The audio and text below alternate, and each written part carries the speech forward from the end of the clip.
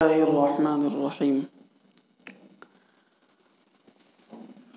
الحمد لله رب العالمين،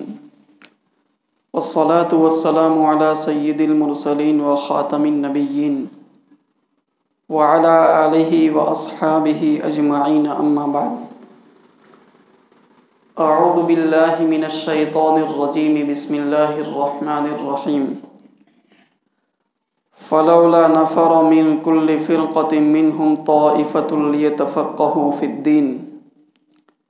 ولينذروا قومهم إذا رجعوا إليهم لعلهم يحذرون. وقال تعالى: اقرأ باسم ربك الذي خلق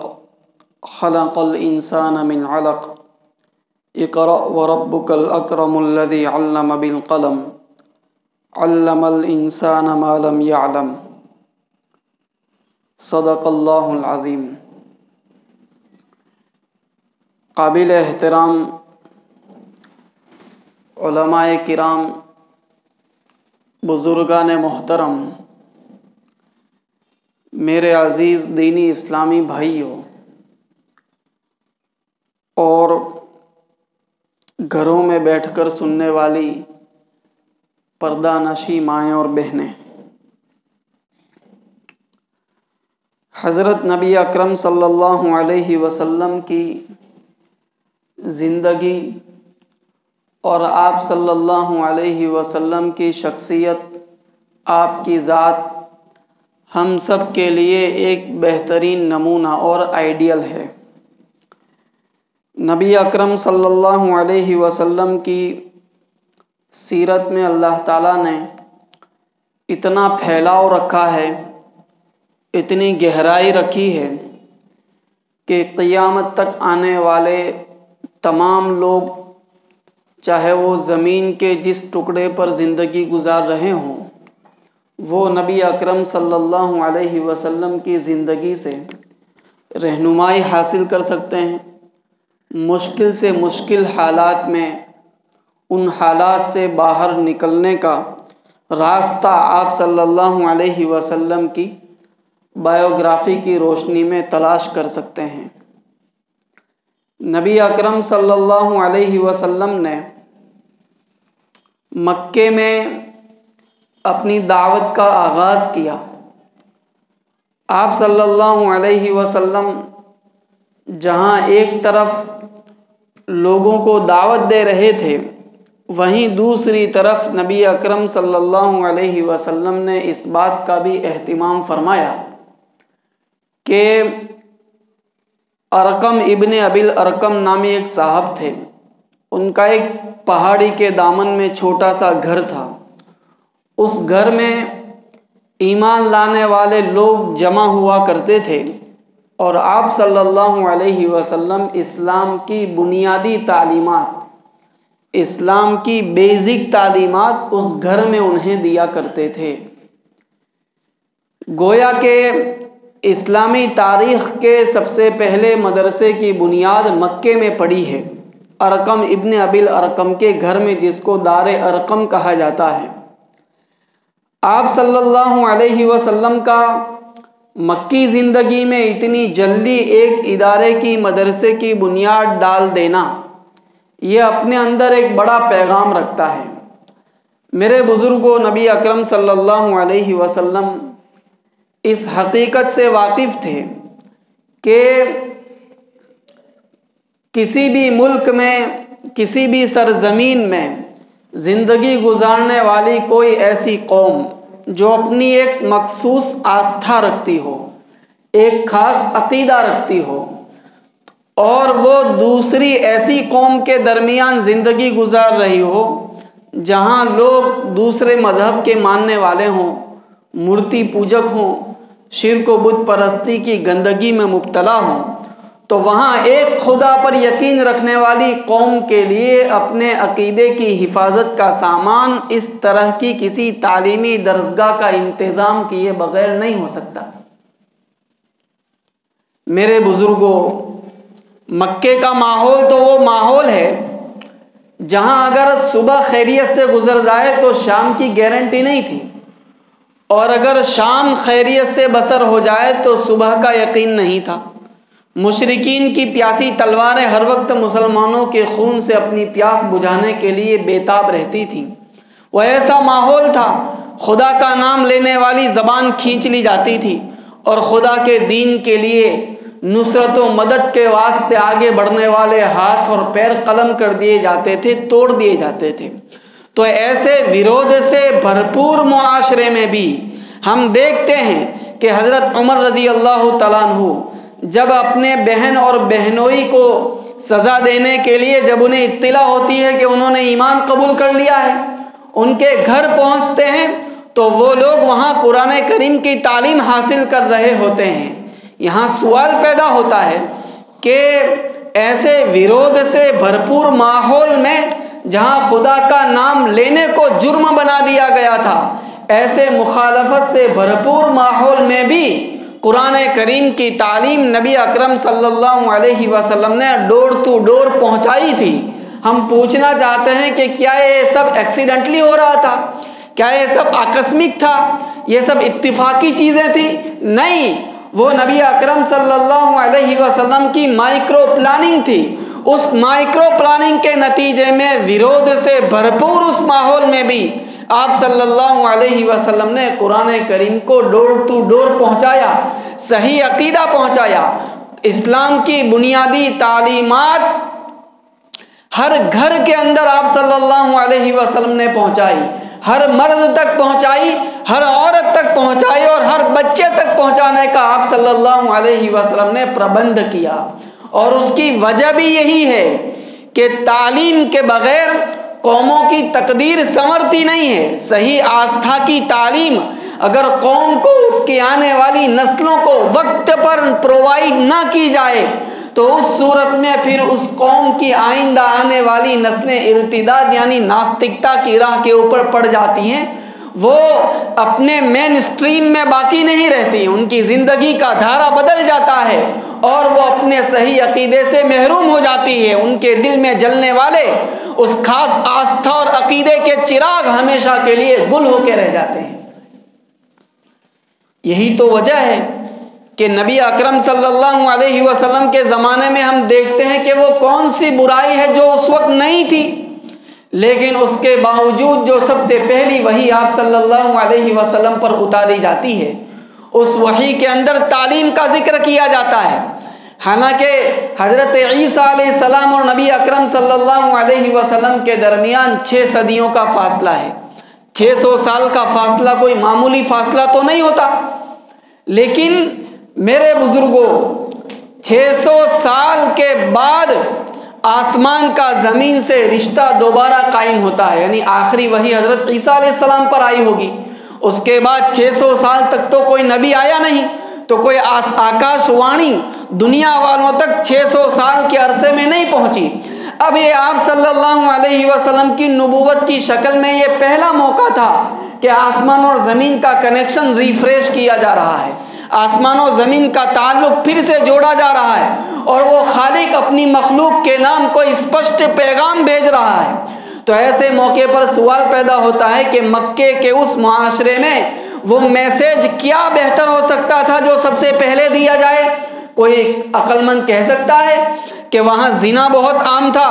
تو زنا سے روکنے کے تعلق سے کوئی پیغام دیا جائے، وہاں پر بے پردگی عام تھی، وہاں پر بچوں کے حقوق غصب کیے جاتے تھے، وہاں عورتوں پر اتیاچار ہوتا تھا، وہاں غلاموں کی حالت بڑی نازک تھی، 50 برائیاں اور بیماریاں تھیں جس سے مکے کا معاشرہ لتھڑا ہوا تھا۔ لیکن اس کے باوجود ان سب چیزوں کو بائی پاس کر کے اگر کوئی میسج سب سے پہلے کنوے کیا جاتا ہے تو یہ آتا ہے کہ اقرأ بسم ربک الذی خلق، پڑھو اس رب کے نام سے جس نے پیدا کیا ہے۔ کیوں سب سے پہلے تعلیم کا میسج دیا گیا؟ قرآن اس بات کو جانتا ہے، وحی کو اتارنے والا اس بات کو جانتا ہے کہ قوموں کی ترقی کی شہرت تعلیم ہوتی ہے۔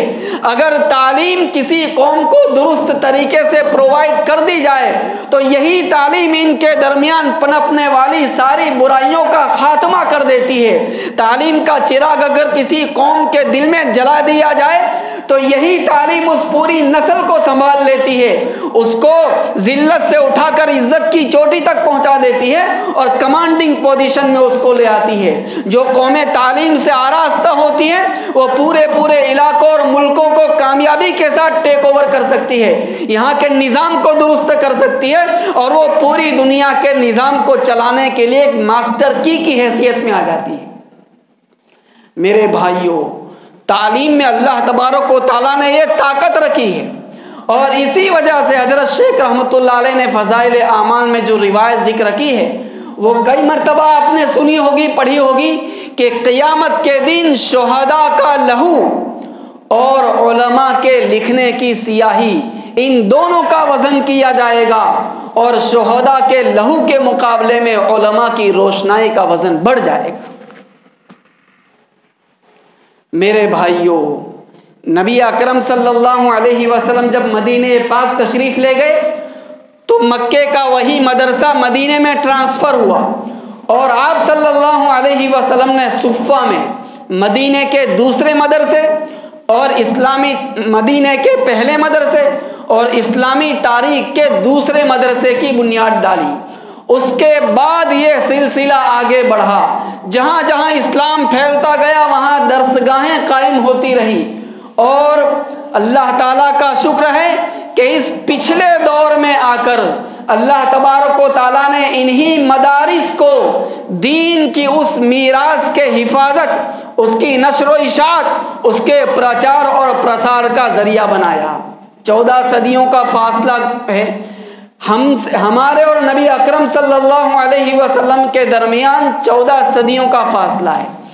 ہم یہاں جس سرزمین پر بیٹھے ہوئے ہیں وہ سرزمین مکے کی اس سرزمین سے جہاں سے اسلام کی صدا اٹھائی گئی تھی تقریباً 5000 کلومیٹر کے فاصلے پر ہے۔ دیکھیے زمانہ کتنا دور، دیکھیے جگہ کتنی دور، لیکن آج آپ پانولی کی اس مسجد میں بیٹھ کر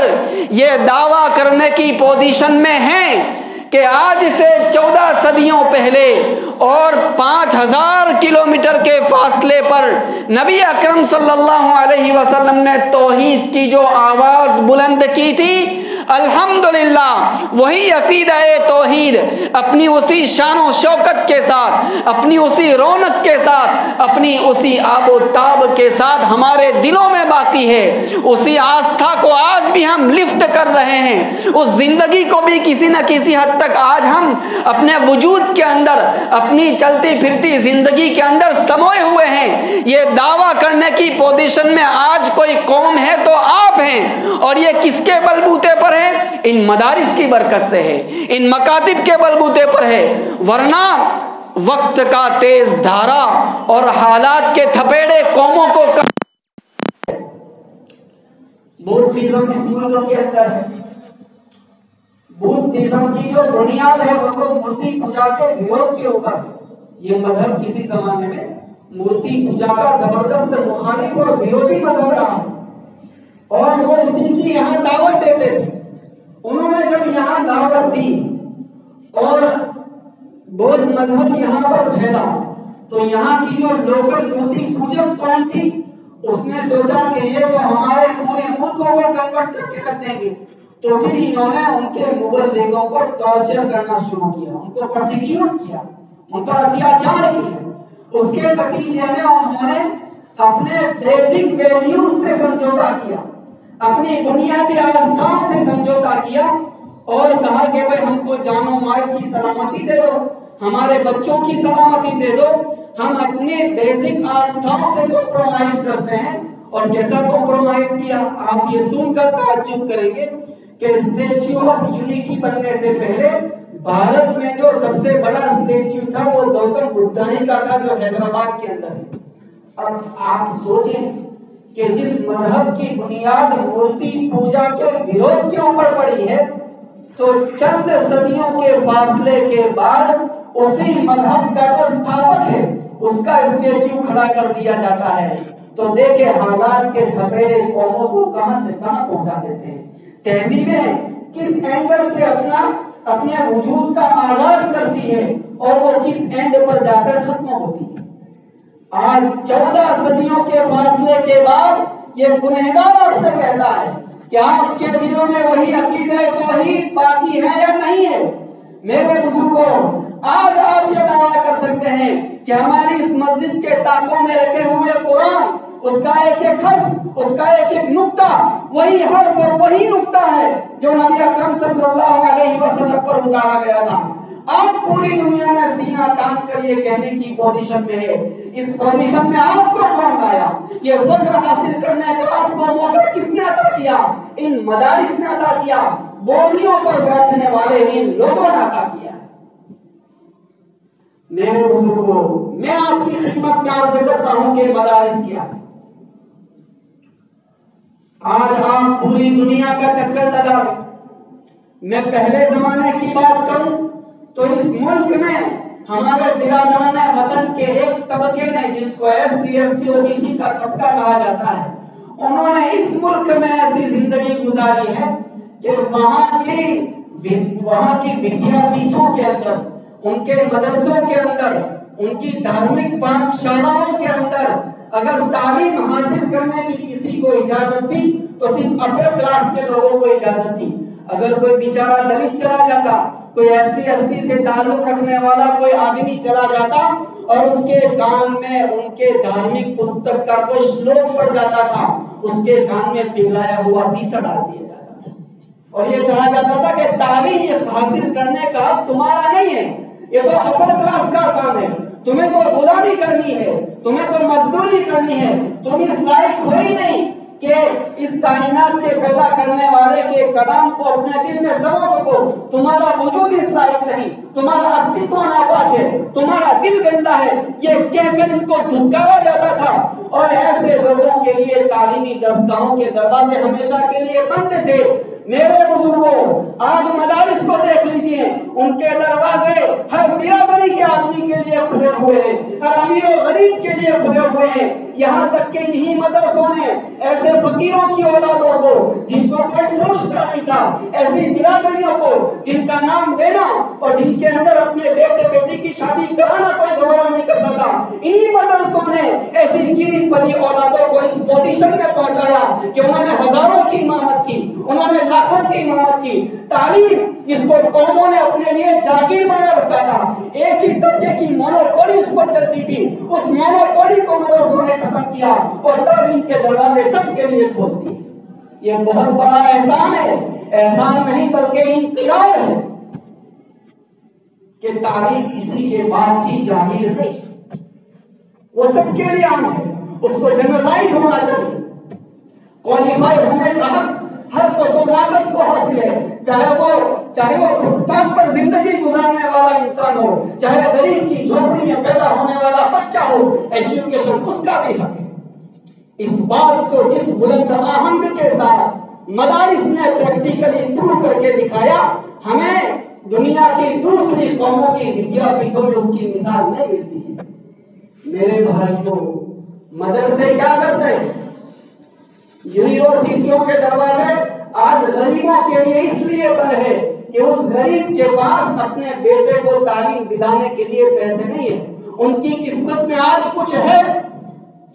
تو کسی گیریج میں کام کرنا ہے، ان غریب بچوں کی قسمت میں آج کچھ ہے تو کسی ہوٹل کے ٹیبل صاف کرنا ہے، ان غریب بچوں کی قسمت میں آج کچھ ہے تو کسی بڑے پوسٹ کی گالیاں سننا ہے، ان کو چائے پلانا ہے، اس کے آفس میں جھاڑو دینا ہے۔ یہی غریبوں کی قسمت ہے۔ کوئی غریب انسان اپنے لیے، اپنی اولاد اور اپنی آنے والی نسلوں کے لیے کسی بڑی یونیورسٹی میں داخلے کا خواب بھی نہیں دیکھ سکتا ہے۔ تعلیم کو ایسا کمرشیل بنا دیا گیا ہے۔ لیکن میرے بھائیوں، یہ گنہگار آپ سے کہتا ہے، آپ چلے جائیں ادارے میں اور غریب سے غریب طالب علموں کو لے کر پہنچ جائیں، چاہے اس کی جیب میں کچھ نہ ہو، اس کے باپ کی جیب میں کچھ نہ ہو، یہ مدرسہ اس کو اپنے سینے سے لگاتا ہے، اس کا استاد اس کے لیے روحانی باپ بن جاتا ہے۔ وہ بچہ تو رات میں سوتا ہے لیکن اس کا استاد رات میں جاگتا ہے، خدا کے دربار میں ہاتھ پھیلاتا ہے، آنسو بہاتا ہے اور کہتا ہے کہ یا اللہ، اس غریب کا بچہ میرے پاس آیا ہے،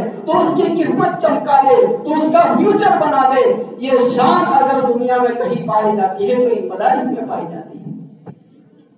ہر طرح کی فیسلٹیز ان کو پرووائڈ کی جاتی ہے اور فری پرووائڈ کی جاتی ہے۔ ہم کہہ سکتے ہیں کہ دنیاوی تعلیم سے بہت سارے محروم گئے پیسے نہ ہونے کی وجہ سے، لیکن دینی تعلیم سے کوئی غریب طالب علم پیسے نہ ہونے کی وجہ سے محروم گیا ہو، شاید اس کی مثال پیش نہیں کی جا سکتی۔ مدرسے کیا کرتے ہیں؟ یہ گنہگار آپ کی خدمت میں عرض کرتا ہے میرے بھائیوں، اسلام نے ایک دعویٰ کیا تھا، اسلام نے ایک دعویٰ کیا تھا کہ وہ زمانے کا ساتھ دے سکتا ہے، وہ زندگی کی آنکھوں میں آنکھیں ڈال کر بات کرتا ہے۔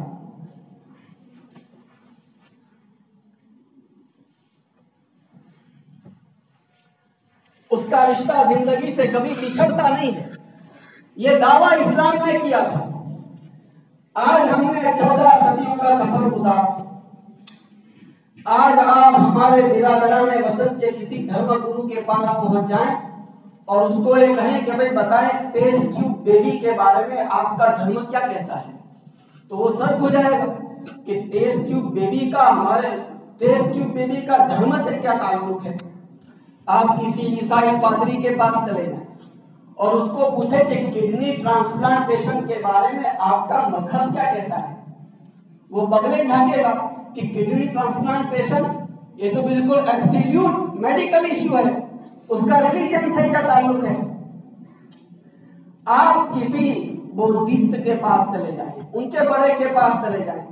اور اس کو پوچھیں کہ کریڈٹ کارڈ اور ڈیبٹ کارڈ کے بارے میں آپ ریلیجیس اینگل سے کیا کہتے ہیں، دھارمک درشٹی کون سے آپ کے نزدیک اس کی کیا حیثیت ہے، وہ کہے گا کہ اس کا اور دھرم کا کیا تعلق ہے۔ میں کہتا ہوں کہ آپ دنیا میں اس وقت جتنے مذاہب موجود ہیں ان میں سے سب کے بڑوں کے پاس چلے جائیں، ان مسائل کا ان کے پاس کوئی سولوشن نہیں ہوگا، وہ اپنے ماننے والوں کو کسی چوراہے پر چھوڑ کر ایسے وقت چلے جاتے ہیں۔ لیکن آج آپ کسی ادارے میں چلے جائیں، کسی مفتی کے پاس چلے جائیں اور اس کو پوچھیں کہ ٹیسٹ ٹیوب بیبی کے بارے میں اسلام کیا کہتا ہے، آپ کو اس کا جواب ملے گا۔ آپ جا کر پوچھیں کہ کریڈٹ کارڈ اور ڈیبٹ کارڈ کے بارے میں بجاج فائنانس کے ذریعے سے موبائل خریدا جا سکتا ہے یا نہیں، اس کے بارے میں اسلام کیا کہتا ہے، اس پر پوری کتابیں لکھی ہوئی ہے جو آپ کو مارکیٹ میں مل جائے گی۔ آج آپ جائیں اور کسی مفتی سے پوچھیں کہ انگوں کے پرتیاروپن کے بارے میں اسلام کا نقطۂ نظر کیا ہے، وہ آپ کو کسی مفتی کے پاس مل جائے گا۔ میرے بھائیوں، روزانہ طلوع ہونے والا سورج دنیا میں جس شوध اور انوینشن کو لاتا ہے، علماء کے پاس اس کا جواب موجود ہوتا ہے۔ کبھی ایسا نہیں ہوا کہ زندگی کا قافلہ آگے بڑھ گیا اور اسلام پیچھے رہ گیا۔ اس پوزیشن میں اگر کوئی آپ کو لایا ہے تو وہ مدرسے لائے ہیں، یہ چٹائیوں پر بیٹھنے والے مفتیان کرام لائے ہیں، یہی وہ علماء لائے ہیں جو گالیاں سن کر کام کر رہے ہیں۔ میرے بزرگوں، اسلام نے جو دعویٰ کیا تھا کہ وہ زمانے کے کاندھے کے ساتھ کاندھا ملا کر چلتا ہے، اور اس دعوے کو پریکٹیکلی اگر کسی نے ثابت کر کے دکھایا ہے تو انہی مدارس نے ثابت کر کے دکھایا ہے۔ آپ دنیا کا کوئی سا ایشو اٹھا لیجیے اور اس کو لے کر کسی دارالفتہ میں چلے جائیے، وہاں سے آپ سیٹسفائیڈ ہو کر لوٹیں گے، آپ کو اس کا سنتشٹ جواب مل جائے گا۔ یہ شان اداروں کی ہے، یہ شان مدرسوں کی ہے، اسی لیے ہم کہتے ہیں کہ یہ ادارے قوم کے لیے شہرت کی حیثیت رکھتے ہیں۔ ایک زمانہ ایسا تھا جب کہ ان اداروں کی سرپرستی حکومتیں کرتی تھی، حکومتوں کی طرف سے ان کے لیے بڑے بڑے پیکیجز دیے جاتے تھے۔ مغل دور میں لمبے زمانے تک یہ سلسلہ رہا ہے، اور ادھر دوسرے ملکوں میں چلے جائیں جہاں اسلامی حکومتیں بہت پہلے تھی تو وہاں بھی یہ سلسلہ رہا، لیکن یہاں پر انگریزوں کے آنے کے بعد جب ہماری حکومت ختم ہوئی تو ان حکومتوں کی سرپرستی باقی نہیں رہی، تو ہمارے اکابر اور بزرگوں نے یہ فیصلہ کیا کہ ان اداروں کو تو ہمیں ہر حال میں باقی رکھنا ہے، لیکن اس کے نباہ کا طریقہ کیا ہو، اس کے چلانے کا سامان کیا ہو۔ تو انہوں نے اس چیز کو ڈیسائیڈ کیا کہ ہمیں قوم ہی کے پیسوں سے، انہی کے 2-2 4-4 روپیوں سے ان ادارے کو چلانا ہے اور اس کو نبھانا ہے، ورنہ علماء کے پاس، مدرسوں کے پاس دوسرے آپشنز موجود ہیں اور موجود تھے۔ 2011 میں UPA کی طرف سے درخواست مدرسوں کی خدمت میں پیش کی گئی تھی کہ ایک مدرسہ بورڈ بنا دیا جائے اور اس ایک امبریلا کے تحت سارے کے سارے مدارس کو لے لیا جائے اور حکومت کی طرف سے ان کو فیسلٹیز پرووائڈ کی جائے گی. سرکاری اسکولوں میں ٹیچرز کو جو تنخواہیں ملتی ہیں ممکن ہے کہ ان کی تنخواہوں کا معیار بھی وہی ہو جاتا اور ممکن ہے کہ جو کچھ دوسری سہولتیں ان کو دی جاتی ہیں میڈیکل ہو یا فراغت کے بعد ایک اچھی خاصی رقم ہو پی ایف کی شکل میں وہ سب ان کو ملتا. لیکن ہمارے بزرگوں نے اس کو ریجیکٹ کر دیا, اس کو قبول نہیں کیا. حالانکہ اگر وہ قبول کر لی جاتی وہ درخواست تو رمضان مبارک میں جس طریقے سے میں اور آپ اپنے گھر میں افطار کے وقت دسترخوان پر کولڈ ڈرنکس پیتے ہیں, سموسے گلے کے اندر اڈیلتے ہیں, وہ ساری سہولتیں ان مولویوں کو بھی میسر ہوتی. وہ اپنے گھر میں رمضان میں چین کی روٹی توڑتے, مسجدوں کی دہلیز پر کھڑے ہونے کی ذلت سے بھی بچ جاتے. لیکن میرے بزرگوں ہمارے اکابر اس بات کو جانتے تھے کہ جہاں پر مدرسوں کا ٹائپ حکومت کے ساتھ ہوتا ہے, گورنمنٹ کے ساتھ ہوتا ہے, وہاں کیا سچویشن کریٹ ہوتی ہے. آپ مصر میں چلے جائیں جہاں 90% سے زیادہ مسلمان ہیں. جامعہ ازہر کتنا بڑا تاریخی ادارہ ہے, ایتہاسک سنکول ہے, لیکن اس کے باوجود وہاں کا مفتی آج حکومت کے خلاف جا کر کوئی فتویٰ نہیں دے سکتا. آپ حرمین شریفین کے منبر سے